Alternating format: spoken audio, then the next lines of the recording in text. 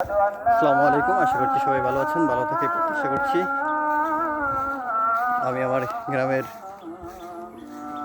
মেঠোপথ দিয়ে হাঁটছিলাম, পাশাপাশি আমাদের সেই বাগানে যাওয়ার জন্য রওনা হলাম। চারপাশের ভিউটা অনেক সুন্দর, আশা করি ভালো লাগবে। এত সুন্দর একটা ভিউ, সে ধান ক্ষেতের মাছ দিয়ে হেঁটে যেতে, কুয়াশা পড়া রাস্তা দিয়ে ভালোই লাগে। আশা করছি আপনাদের সবার ভালো লাগবে। ভালো লাগার সেই প্রত্যাশা থেকেই ভিডিওটা করা। আসলে গ্রামীণ জীবনটা সত্যি উপভোগ্য।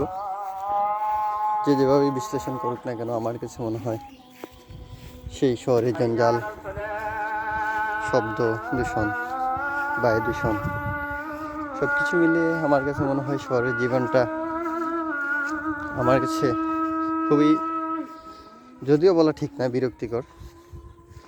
হয়তো মানুষ বাস্তবতার মুখোমুখি দাঁড়িয়ে শহরে জীবন যাপন করতে হয়।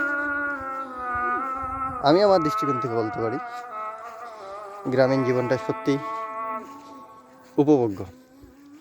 যে যেভাবেই বিশ্লেষণ করুক, যে যেভাবেই সুযোগ সুবিধা, মৌলিক অধিকার, সামাজিক দৃষ্টিভঙ্গি সব কিছু মিলিয়ে, যদিও শহরে জীবনে অনেকে মনে করে যে হাতের নাগালে সব সুযোগ সুবিধা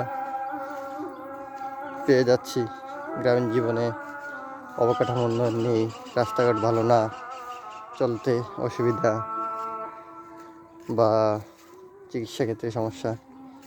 তারপরে বলতে পারি আমাদের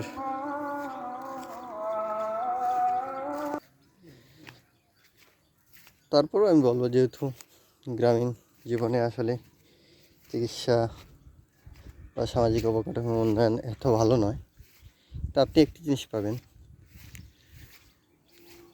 ভালো বায়ু, যেটা আপনাকে জীবনে চলতে এবং সুস্থতার জন্য সত্যি ভালো অ্যান্ড চমৎকার। সব কিছু মিলে জানি না কার কাছে কেমন গ্রামীণ জীবন, আমার কাছে মনে হয় গ্রামেই যেন থাকি জীবনের পর জীবন, যতদিন বেঁচে আছি। ভালো থাকবেন, আল্লাহ হাফেজ।